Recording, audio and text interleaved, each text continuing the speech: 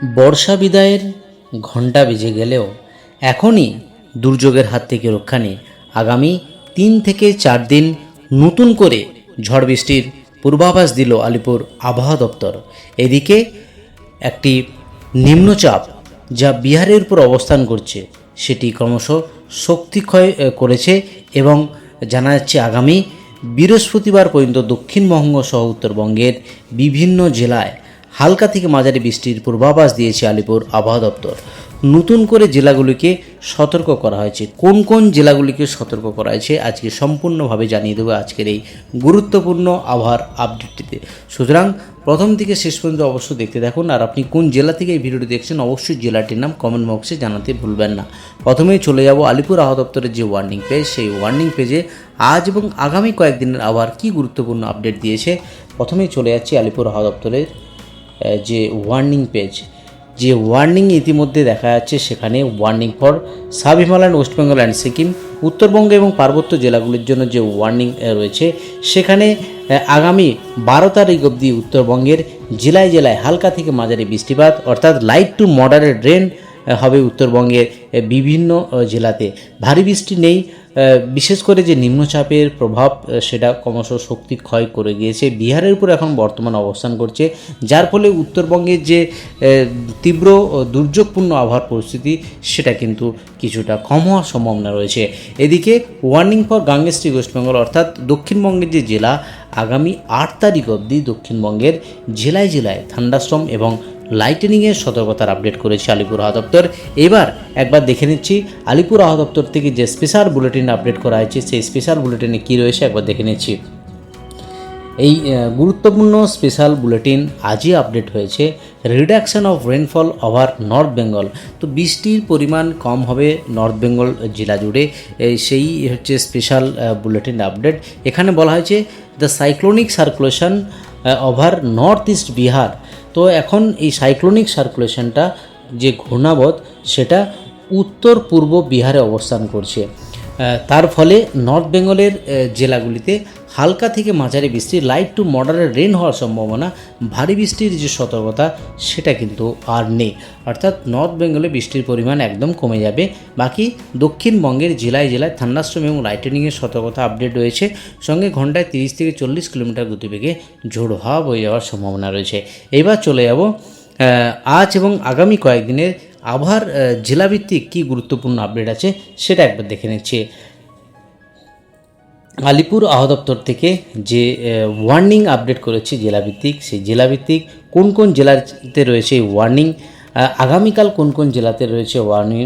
আগামীকাল 7 তারিখ মঙ্গলবার যে ওয়ার্নিং ইতিমধ্যে আলিপুর আবহাওয়া দপ্তর দিয়েছে সেখানে লক্ষ্য করা যাচ্ছে উত্তরবঙ্গের জেলার জন্য কিন্তু কোনো ওয়ার্নিং নেই।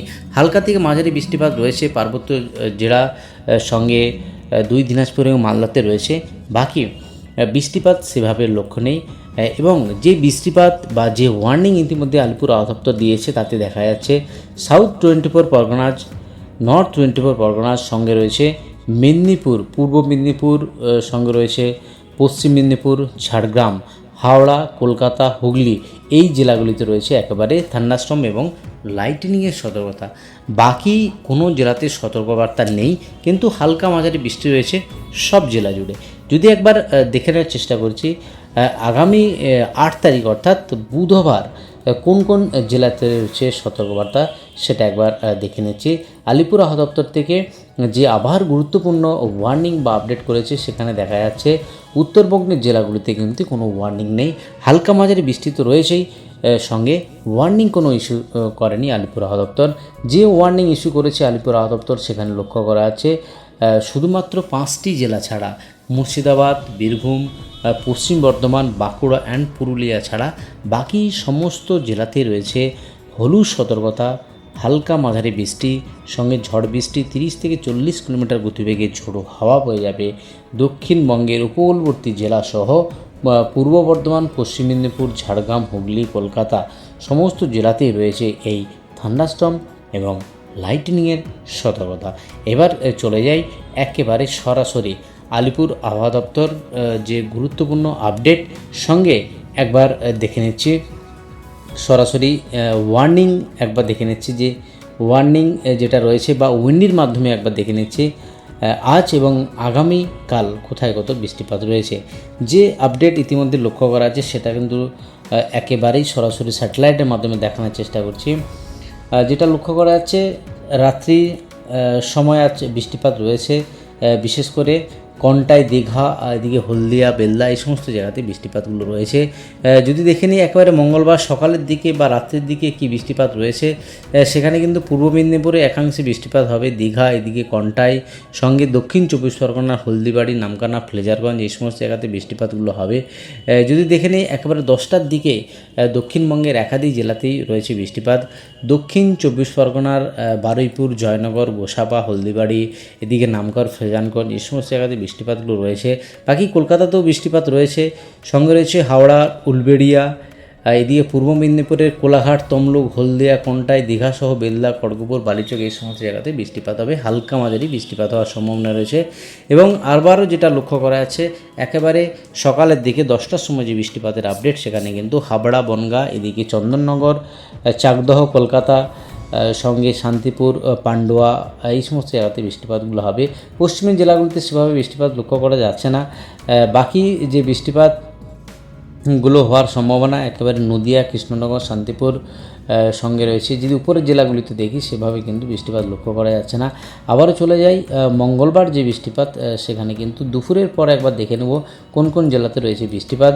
দুপুরের পর যে আবার গুরুত্বপূর্ণ পরিবর্তন লক্ষ্য করা যাচ্ছে তাতে কিন্তু বৃষ্টির পরিমাণ বাড়বে, অর্থাৎ কলকাতা সহ দক্ষিণ চব্বিশ পরগনা, উত্তর চব্বিশ পরগনা, এদিকে পূর্ব মেদিনীপুর, পশ্চিম মেদিনীপুর, ঝাড়গ্রাম সহ সমস্ত জেলাতে রয়েছে হালকা মাঝারি বৃষ্টিপাত।